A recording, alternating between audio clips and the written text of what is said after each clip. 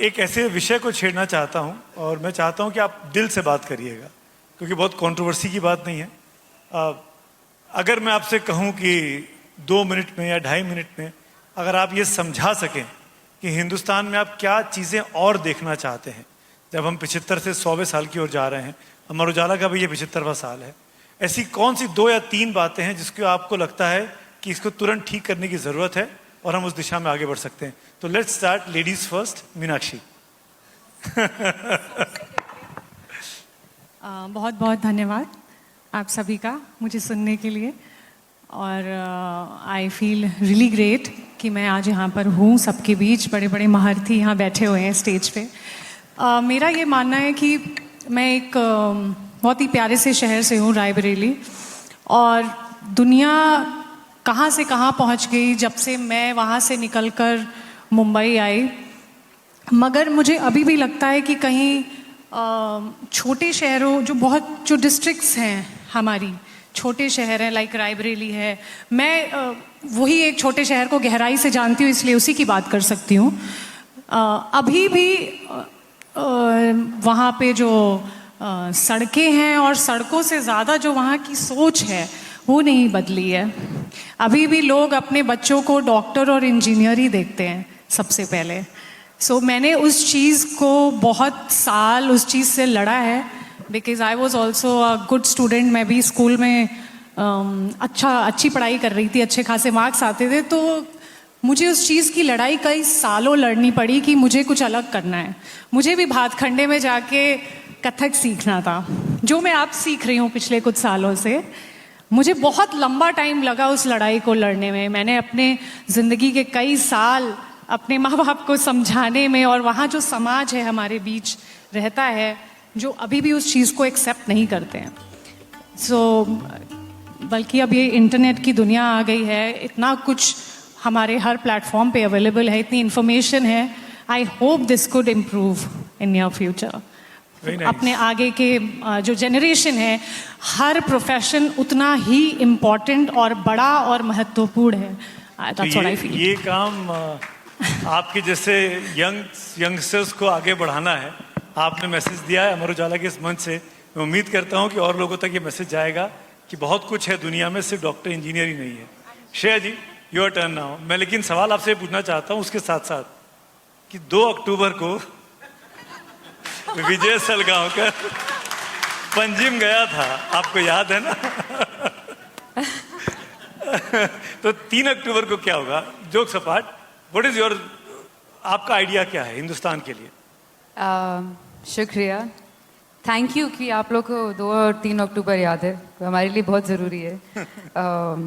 Thank you Amar Ujala कि आपने मुझे यहाँ निमंत्रण दिया, क्योंकि ये जगह मेरे लिए बहुत महत्वपूर्ण है। मेरे पापा देहरादून के पढ़े से हैं।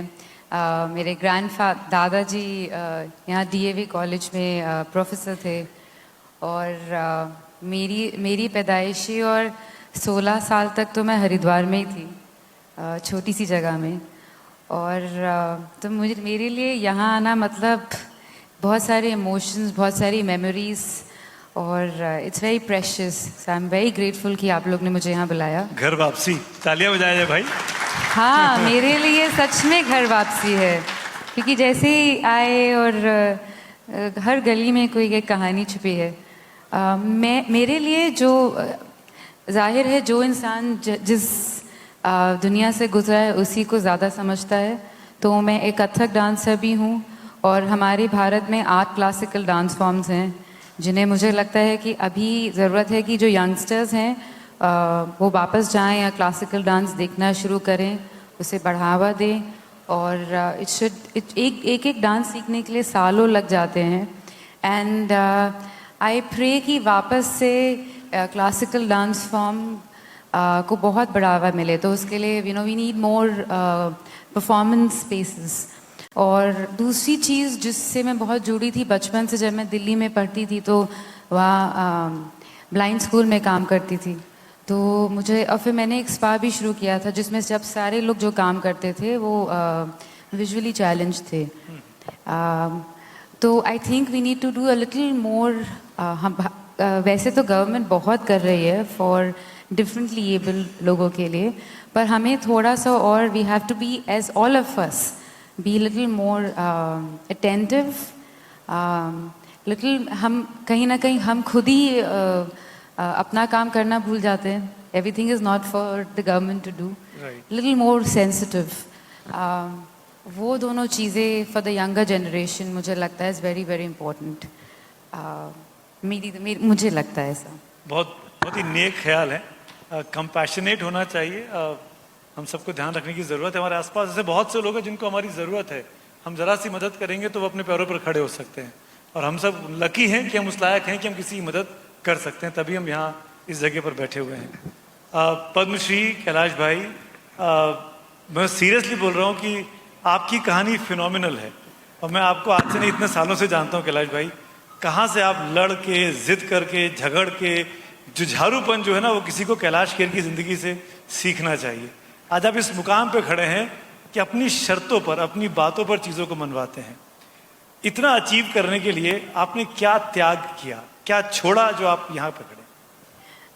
मुझे आपसे एक बात बोलनी है. आपका गाना ऊंचा ऊंचा एक परिंदा इतनी बार मैंने सुना है, और जिस वक्त आई थिंक स्ट्रगलिंग डेज तो नहीं, बट हम जब होता है ना कुछ नहीं हो रहा है, तो वो गाना ज़रूर आई थिंक हम सब ने सुना है. और आपकी आवाज़ इट्स वेरी स्पेशल. श्रेया ने बोल दिया तो गाने से शुरुआत भी कर सकते हैं आप. हाँ जी, अप टू यू. कुछ ना. तो मैं पहले गा ही देता हूँ, क्योंकि बात जो होगी वो हमारी बहुत ही इंटेंस होती है, बहुत गहरी होती है. तो मैं पहले गाना, ताकि सबके मन में एक प्रफुल्लता आए. टूटा टूटा एक परिंदा ऐसे टूटा कि फिर जुड़ ना पाया.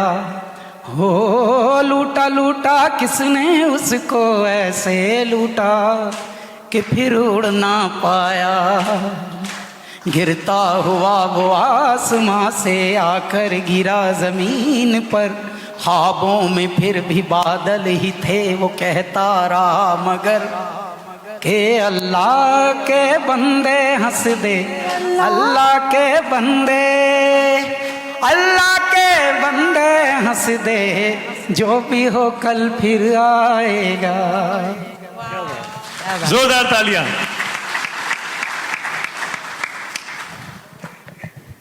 सामान्यतया मैं आप सबको प्रणाम करता हूं और सुमित भैया के प्रश्न पर मैं प्रकाश डालता हूं. उन्होंने बताया है कि सभी के जीवन का कोई तो उद्देश्य होता होगा, और उस उद्देश्य की फिर एक चाल होती है, उसका एक फिर चलन होता है, उसकी फिर एक पगडंडी होती है.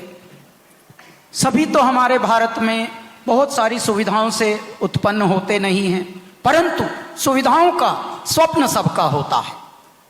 तो ऐसे ही एक सामान्य ब्राह्मण परिवार में कैलाश खेर जन्मे दिल्ली में. लेकिन बाल्यावस्था में ही हम हमारे एमडी साहब को बता रहे थे कि ये अमर उजाला से हमारा भावनात्मक रिश्ता, थोड़ा नॉस्टैल्जिक रिश्ता क्यों है? क्योंकि हमारी जड़ें जो हैं वो एक ही खंड से हैं, उसका नाम है मेरठ. जन्म हमारा भले दिल्ली का हो, लेकिन जड़ें हम कहते हैं मेरठ की. क्योंकि बाल्यावस्था में ही पिताजी आए थे. एक मंदिर बन रहा था दौराला में, तो वो उन्हीं की देखरेख में बनना था, और उस चक्कर में हमारी जो प्राथमिक पाठशाला का जो ये हुआ अध्ययन, वो उस पर छपा कैलाश खेर श्री राम इंटर कॉलेज दौराला. तो वो मेरठ जैसे आया, कभी शहर नहीं देखा, लेकिन मेरठ का अब भी नाम सुनते हैं तो इतने पगला जाते हैं कि हमारा न्यूयॉर्क में रिन्यू हुआ पासपोर्ट भैया, और छपा उस पे जन्म स्थान में मीरठ उत्तर प्रदेश. तो बहुत सारे इमिग्रेशन पे कुछ ऑफिसर्स हैं, wow you from Meerut and the passport is issued in New York. इनका हाँ सर, यही तो, इसी को तो कहते हैं तरक्की. इनका मेरठ के लोग कहाँ कहाँ जाके पासपोर्ट भी रिन्यू हो रहे हैं वहाँ. तो ये एक अच्छी बात है. परंतु देखिए, जिंदगी सबको मिलती है, लेकिन जुनून जो होता है, पागलपन जो होता है, वो किसी किसी को मेरे महादेव देते हैं. हमको शायद वो दिया. सब जिंदगी जीते हैं, हम जुनून जीते हैं. बाल्यावस्था से ही फल लगा बीज जैसा बोया, होता क्या है कि आपके लक्षण, आपके अवयव, आपके सूत्र बाल्यावस्था से ही समझ आ जाते हैं कि ये कुछ अलग आइटम आया भाई धरती पर। और होता क्या है, हमारे जैसे क्षेत्र में, जिसको हम यहाँ की पट्टी कहते हैं, नॉर्थ की, दिल्ली से यहाँ तक तराई, जहाँ दून में जब बैठे हैं हम, जब भी मैं ख्वाबों में होता हूं, सबको है लगता मैं सोता हूं, होता हूं सबसे जो मैं जुदा, तो उसकी पनाहों में होता हूं। और दुनिया में जो भी अलग है, लगता वो सबको गलत है। हमारे यहां बहुत जल्दी अपने जजमेंट देने को, सबके पास ये हुनर है।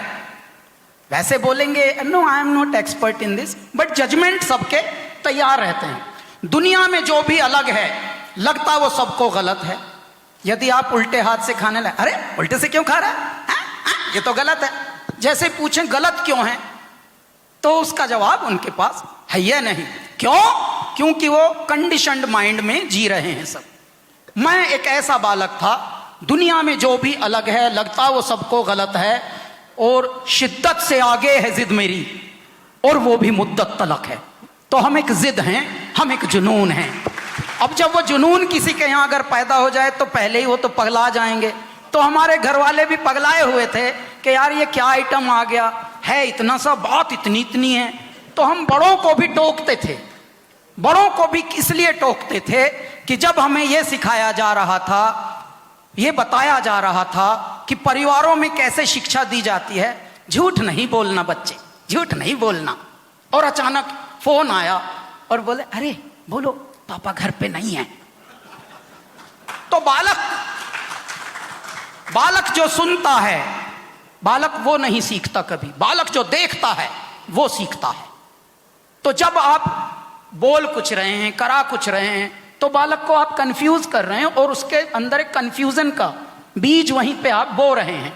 तो वो बालक सोचेगा मन में, यार कह तो सब रहे थे झूठ नहीं बोलना, और काम हमसे वही करवा रहे हैं, ऐसे तो सही चल रहा है भाई। तो इस तरह की कंडीशन में यदि आप किसी समाज में इतने पवित्र और इतने शुद्ध विचारों से जन्म ले लें कि आप जो हैं वही होके जीना है, तब आपके लिए मार्ग और भी कंटक पथ होगा। ऐसा मेरा मार्ग था, और इस मार्ग की वजह से लोगों को चुनौतियां बड़ी हो जाती हैं, उनके लिए विषमताएं बड़ी हो जाती हैं, कटुताएं बड़ी होती हैं। सब लोग पूछते हैं आप भगवान शिव को कैसे गा लेते हैं, ऐसा जैसा आप गाते हैं कोई और नहीं गाता। यदि आप सुबह से शाम तक कटुता का, विषमताओं का, मुश्किलों का, दृढ़ताओं का, जटिलताओं का विष पीना सीख लें, तो आप तो क्या न जाने वो भी गाएं जो गूंगे हैं। तो वही हमने किया। हमारी चाल में, हमारी ढाल में हम अमृत सबको देते रहे, बाल्यावस्था से कटुता स्वयं सहते रहे।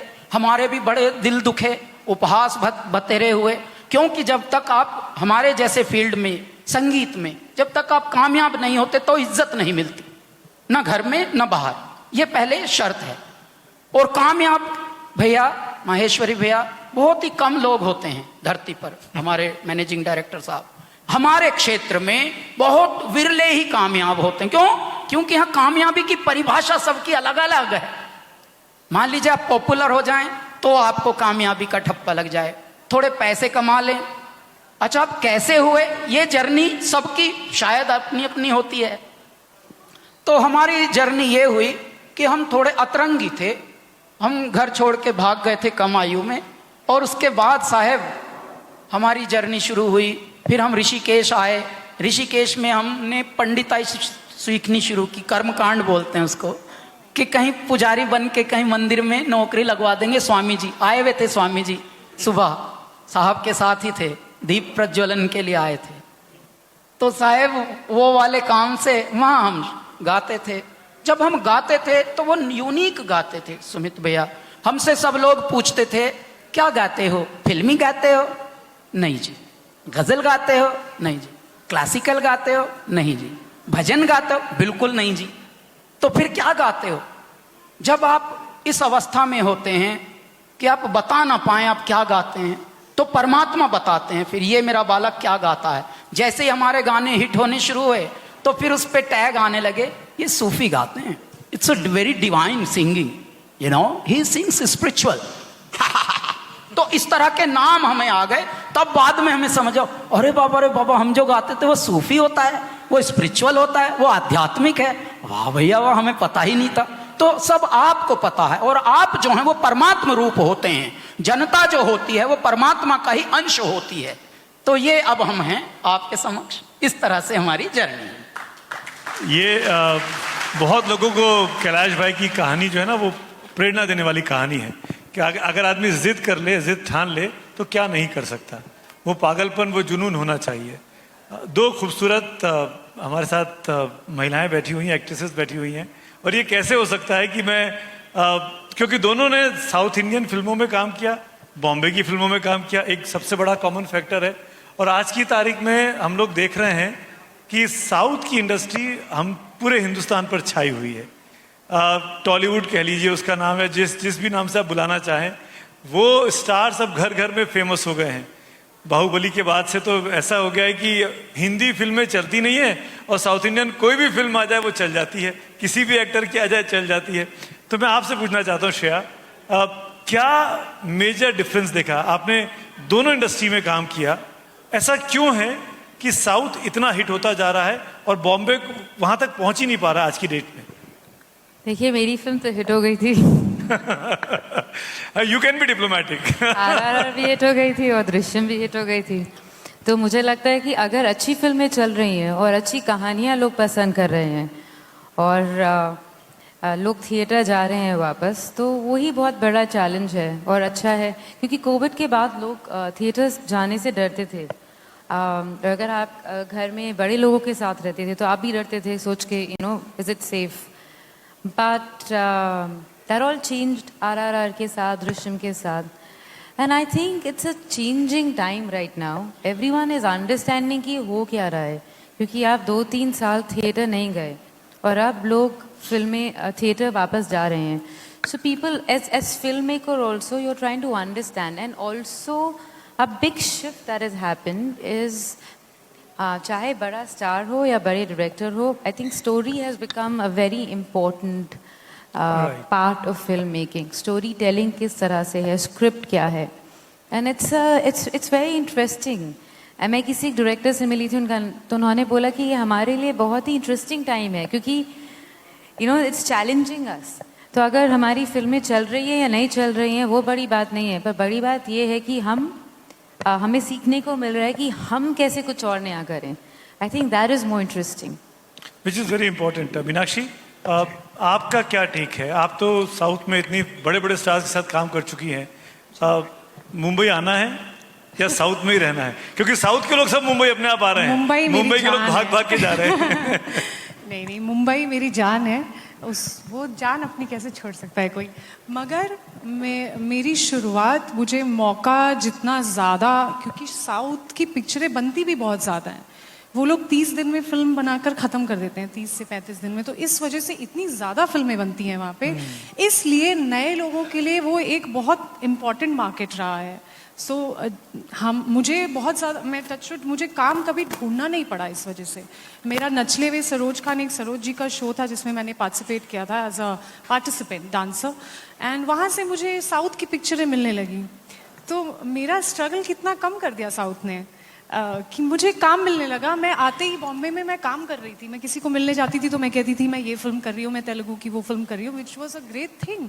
सो हिंदी के लोग जो आपको मिल रहे हैं वो जान रहे हैं कि लड़की तो ऑलरेडी काम कर रही है।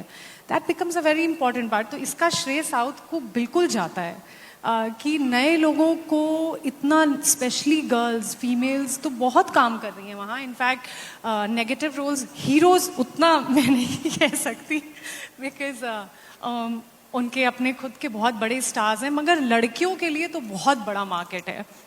उसके अलावा जो मुझे लगता है जो बेसिक चेंज आया है अभी कुछ टाइम में, वो OTT की वजह से आया है। I feel so, because OTT के आने से जो हमारे ऑडियंस हैं वो बहुत, उनकी रीच ग्लोबल हो गई। वो कंटेंट यहाँ बैठ के वो अमेरिकन फिल्म्स भी देख रहे हैं, स्पेनिश फिल्म्स भी देख रहे हैं, डब्ड इन हिंदी और तेलुगु और whatever, you know. So the best films are all there on that platform. तो वो लोग इतना कुछ देख रहे हैं, उनकी आदत हो गई है अच्छा कंटेंट देखने की। Meenakshi, So they don't want to settle for less. It's very simple. Any good thing that comes in the market will do well. Theater कभी out of trend नहीं हो सकता, because वो एक experience है. It's an experience. जिसको theater जाना है, मुझे कोई picture theater में देखनी है, मैं रुकी रहती हूँ. और मैं ही नहीं, I think यहाँ बैठे सभी सज्जन लोग ही मानेंगे. इसमें तो कोई शक ही नहीं कि नोवेल्टी और यूनिकनेस जो है वो दर्शक को हमेशा अट्रैक्ट करती है. जी. और शायद इसका बहुत बड़ा फायदा साउथ की फिल्में जो अक्रॉस ग्लोब हिट हो रही हैं. I think what happened OTT के चलते क्या हुआ कि पहले क्या होता था कि आप डरते थे किसी और लैंग्वेज को की फिल्म देखने में कि समझ आएगी कि नहीं आएगी. मगर जब आप कोविड में बैठे थे, एक साल आपने पूरी अपनी जितनी देखनी थी देख ली. अब दूसरे साल क्या करें, चलो हम दूसरी लैंग्वेजेस देखते हैं. अच्छा हाँ, ये फलाना एक्टर तो अच्छा काम करता है, इसकी एक और देखते हैं. पहले क्या होता था, कहीं ना कहीं पायरेटेड फिल्म देखनी पड़ती थी. अब वो आप लीगली OTT पे देख रहे हो. फिर आप ऐसे करते करते you start understanding the kind of cinema जो बन रहा है भारत में, जो आपको मालूम नहीं था, क्योंकि आप सिर्फ जो आपके थिएटर में फिल्में लगती थी वही देखते थे. So that's why your reach is there. और जो कई बार जो डब फिल्में आती थी जो लोग देखते थे, उसकी क्वालिटी कभी अच्छी होती थी या नहीं होती थी. But here with English subtitles और आपकी लैंग्वेज सबटाइटल्स देख के you really start loving that film. So I think what has happened today is language is not a barrier any more. अगर आप अगर पुष्पा भी आप देखोगे और आप देखोगे वो कोई और फिल्म अगर वो अच्छी बनी है, ब्रह्मास्त्र, तो भी आप देखोगे और हर लैंग्वेज में देखोगे, तो उसको कोई फ़र्क नहीं पड़ता कि कौन सी भाषा में ये फिल्म बनी है या उस एक्टर कौन सी भाषा का. इनफैक्ट अभी जब कैलाश भाई गाना गा रहे थे टूटा टूटा, तो मैंने सुना पीछे से एक आवाज़ आई. आप शायद आपका ध्यान नहीं गया कैलाश भाई, मीनाक्षी ने आपके साथ देने की कोशिश की. मेरे ख्याल से मीनाक्षी भी गाती हैं. सर बट आपका पिच, आप कहाँ पे गाते हैं सर? कहाँ से ये सुर आपको मिले हैं? Oh my God. नहीं, पर आप क्या गाती हैं हम सुनना चाहेंगे, if you don't mind. Kailash भाई सामने हैं और आप अभी जज हो जाएंगी साथ के साथ. सर माफी कर दीजिएगा, आपके सामने गाना मतलब आपने बहुत बड़ा काम दे दिया मुझे. मैं ऐसे ही स्कूल कॉलेज से गाती आ रही थी. मैंने अब रिसेंटली, बिकॉज आई फेल्ट कि संगीत जब मैं कभी आधा घंटा अपना उसको देती थी, सो आई यूज टू फील कि मेरी सारी चिंताएं दूर हो गई. मतलब मुझे मेडिटेटिव एक्सपीरियंस होता था. That's when I started. मैंने थोड़ा सा सीखना शुरू किया. प्लीज तो मैं प्लीज ज़्यादा एक्सपेक्टेशंस नहीं. अच्छा, यहाँ मुझे कुछ पंजाबी लोग दिख रहे हैं, थोड़ा एक. हाँ हाँ है ना? बिल्कुल. जी. बूहे बारियां ते नाले कंधा टपके, बूहे बारियां ते नाले कंधा टपके, मैं आवांगी हवा बनके. बूहे बारियां हाय बूहे बारियां, बाजी इश्क दी जित लूंगी सोनिया, बाजी इश्क दी जित लूंगी सोनिया, मैं रब तो दुआ मंग के. बूहे बारियां है बूहे बारियां, बूहे बारियां है बूहे बारियां. क्या बात, बहुत खूब. कैलाश भाई माइक उठाइए, आपकी बारी है. मार्क देने आपको 10 में से कितने नंबर देंगे आप मीनाक्षी को? जी मैं तो इनको 10 तक नहीं दूंगा, ज़्यादा दूंगा. जो भी आपके मन में आई है बात, हमारे मन में उससे बियॉन्ड आती हैं, तो इनको तो नंबरों के पार रखना चाहिए. क्योंकि दुनिया में देखिए, भारत एक ऐसा देश है जी, जो खाता है वो गाता है, जो भी खा सकता है वो गा सकता है. ये भारत में स्पेशली गुणवत्ता है. बस क्या है कि हम कुछ लोग प्रोटोकॉल में कुछ सहमे हुए, कुछ जरा थोड़ा नहीं क्या कहेंगे, सामने भाई साहब बैठे हैं, अच्छा नहीं लगेगा. बस इसी चक्कर में हम बूढ़े हो जा रहे हैं, और बूढ़े भी कुछ अलग हो जा रहा हैं. पहले तो सारी मेहनत करते हैं आप पूरी जिंदगी, अचानक जब तक आप जिस चीज़ के मेहनत लिए करते हैं, दौड़ भाग करते हैं, वो होता है पैसा. अब जब आप पैसा कमा लेते हैं तब तक आप खुद आउट हो जाते हैं, आप वो हैं नहीं जो था. जो चला था पैसे कमाने, अब वो है ही नहीं, अब कोई और है। अब जब और है तो उसका बैंक बैलेंस तगड़ा है, लेकिन उसके पास एक और तो बैलेंस आ गया, एक आगे एक थोड़ा पीछे, थोड़े ये बैलेंस आ जाते हैं, बेडोल हो जाता है शरीर, और कोई एक ऐसी समस्या उसके शरीर में लग जाती है। अच्छा, डॉक्टर क्या बोलते हैं आजकल, आप हैरान हो जाएंगे, पहले हर 5वीं दुकान चाय की, पकौड़ी की, चाट की, हलवाई की ऐसी होती थी, दुनिया के छोटे से गांव में भी, शहर में भी, कस्बों में भी। आजकल हर 5वीं दुकान, 4थी दुकान या तो इनकी है जो हम मुंह में चबाते हैं, गुटखा, अच्छा, या फिर कहीं भी चिपके होते हैं, दिखते हैं, या फिर केमिस्ट की दुकानें बहुत हो गई हैं। तो ये हमने एक तो तरक्की किया। देखो, तरक्की के माने हमें बदलने पड़ेंगे और खुश रहना पड़ेगा। तो मैं ऐसी आत्माओं को जो इतने बिजी रहते हैं, और एक्टिंग फील्ड अपने आप में बहुत बड़ा क्राफ्ट है जी, और मैं हालांकि फिल्में नहीं देख पाता हूं दुर्भाग्य से, क्योंकि बाल्यावस्था से गुरुकुल में पढ़े, वहां तो पता ही नहीं था जी फिल्में क्या होती हैं, चित्रहार तलक नहीं पता था। अब अचानक, अब के लिए तो मैं बोलूं, अब भले हम फिल्मों में ही काम करते हैं, लेकिन पहले वक्त नहीं था और अब वक्त नहीं है। वही वक्त की ही दिक्कत है। मेरे को इशारा मिल रहा है तो मैं गा देता हूँ आपके लिए। नहीं, आप गाएंगे नहीं, मैं सवाल पूछना चाह रहा हूँ आपसे। भाई वो जरूरी है, खींच लो। नहीं, ये जो कंट्रोवर्सी हो गई है आदि पुरुष वाली, इस पर आप क्या कहना चाहेंगे? क्या हुई है सर? जो डायलॉग लिखे गए हैं उसमें कुछ इस तरह की चीजें, जिन्होंने भगवान हनुमान का पात्र प्ले किया, उनसे, उनके कैरेक्टर से बुलवाए गए हैं, जो कि जिसको सभ्य नहीं माना जा रहा है।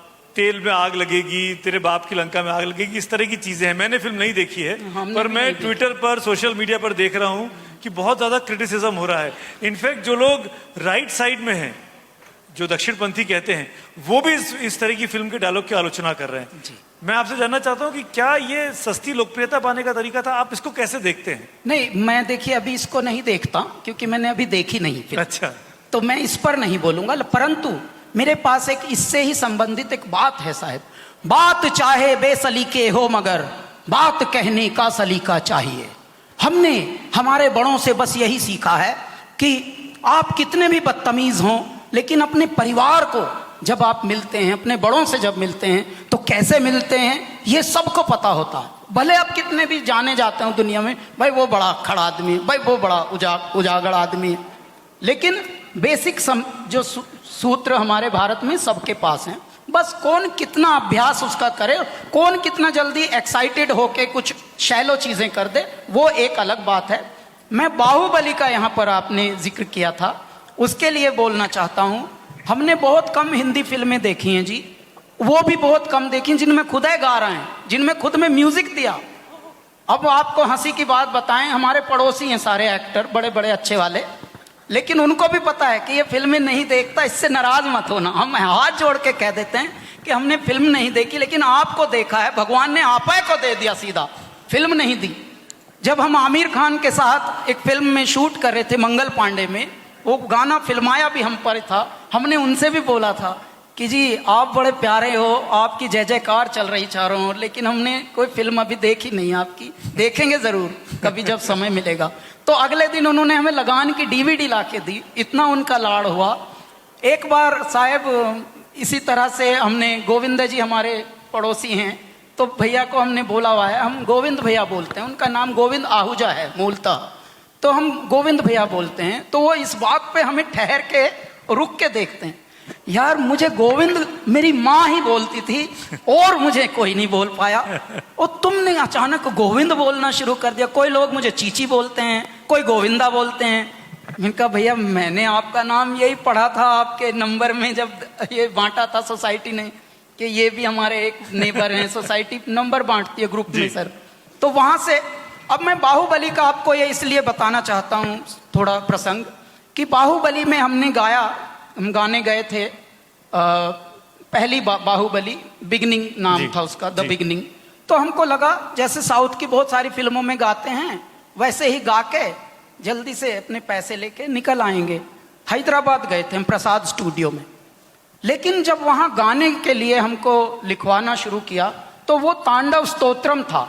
तो मैं पहली बार ये चकित था सुनकर कि मेरे 15 साल की, उस वक्त 14-15 साल हुए होंगे या शायद थोड़ा भी कम, 12 साल हुए होंगे। 12 साल के करियर में हमसे किसी ने ऐसी वाली चीजें नहीं गवाई। साउथ से हमें ये मौका मिल रहा, इतनी गहरी चीज। अच्छा, हम यही गा गा के बड़े हुए हैं। हमारी गायकी भी आश्रमों में हम तो गंगा तट पे गाते थे ना सब आरती से पहले, तो हमारी गायकी में भी यही रचा बसा था। तो मन ही मन तो हम हिलोरे ले रहे थे। इतनी क्लिष्ट चीज, इतनी कठिन चीज, और इतने सलीके से उसका साउंड इतना बड़ा। उसमें मेन गायक जो होते हैं साउथ के, उनसे कोरस गवाया गया था। तो वहां पे काम करने का जो क्राफ्ट है, उसका तरीका इतना बड़ा था कि ये प्रभाव हमारे हृदय में जा रहे थे। MM किरवानी साहब ने 22-23 लोग बुला रखे थे मेन सिंगर, वो कोरस सिंगर नहीं थे। तो भैया ऐसी वाली उनकी तरीके से हमारा मन बड़ा उद्वेलित था। जब हम गा के चले गए तो उन्होंने तमिल में भी हमसे गवाया, वो इतने उत्तेजित थे। अब द बिगनिंग में आप देखिए कुछ सीन ऐसे भी हैं जिसमें आलाप भी हम गा रहे हैं पीछे, जब वो अपनी कहानी बता रहे हैं और गर्दन काट देता है एक मनुष्य की द बिगनिंग में, तब एक आलाप चलता है, वो भी हमें गा रहे हैं। हमको कुछ पता नहीं था तब क्या होगा, क्या हमको पता नहीं है, आलाप भी बतेरे गवा रहे हैं, ऐसा क्या कर रहे हैं, इनको समझ आ गया हमारे आवाज में, तब ऐसा समझ आ रहा था। अब उसके बाद हम चले गए अमेरिका। हमको लगा साउथ की फिल्म में गा के आए हैं, वो भूल भी गए हम। साहब वहां जाके एक रेडियो पे इंटरव्यू चला, तब उन्होंने बताया कि ये पहली बार इतनी बड़ी फिल्म बन रही है, 5 भाषाओं में बन रही है। तब मेरे मन में एक कौतूहल जगा, यार ये फिल्म तो जरूर देखूंगा। और कबीर के साथ, मेरे बेटे के साथ, उस वक्त वो 9 साल का होगा, तब हम 8-9 साल का, तब हम गए थे फर्स्ट डे फर्स्ट शो अपने जीवन का, ये बाहुबली देखने। तमिल में भी गाया, तमिल में भी हमने, जल रही है चिता सांसों में है धुआं, फिर भी आसमान में जल रही, भोर होगी क्या कभी यहाँ, पूछती हैं ये बेड़ियां, देख तो कौन है ये गाना वो था। और उसके बाद साहब इसमें जो वो पिंडी उखाड़ता है शिवलिंग, तब जटा कटाह संभ्रमं भ्रमन्निलिम्प निर्जरी, विलोल वीचि वल्लरी विराजमान मूर्धनि। कौन है वो, कौन है वो, कहाँ से वो आया, चारों दिशाओं में तेज सब छाया, उसकी भुजाएं बदलें कथाएं, भागीरथी तेरी तरफ शिव जी चले, देख जरा ये विचित्र माया, देख तो कौन है ये। तो ऐसी फिल्में, तालियां तालियां तालियां रुकी नहीं चाहिए दोस्तों। तब सुमित भैया हमको अमेरिका में जब हमारा इंटरव्यू हो रहा था, तब हमें समझ आया, हे मेरे दाता, ऐसी फिल्में भी बन रही हैं जहां कोई खान नहीं, सिर्फ भगवान है। और उसके बाद भी कैलाश भाई, उसके बाद भी हजारों का बिजनेस कर रही, हजारों करोड़। कई लोगों ने तो कॉम्प्लीमेंट हमें दिए, 500 करोड़, 1000 करोड़ की बाहुबली, 500 करोड़ का जय जयकारा। अमर उजाला अब आपके टीवी पर भी। अपने स्मार्ट टीवी पर YouTube पर सर्च करें अमर उजाला, चैनल सब्सक्राइब करें और देखें ताजा खबरें, वो भी HD क्वालिटी में। और हाँ, बेल आइकन दबाना ना भूलें ताकि हर खबर हो आपके घर। अमर उजाला, निष्पक्ष, निर्भीक, निरंतर।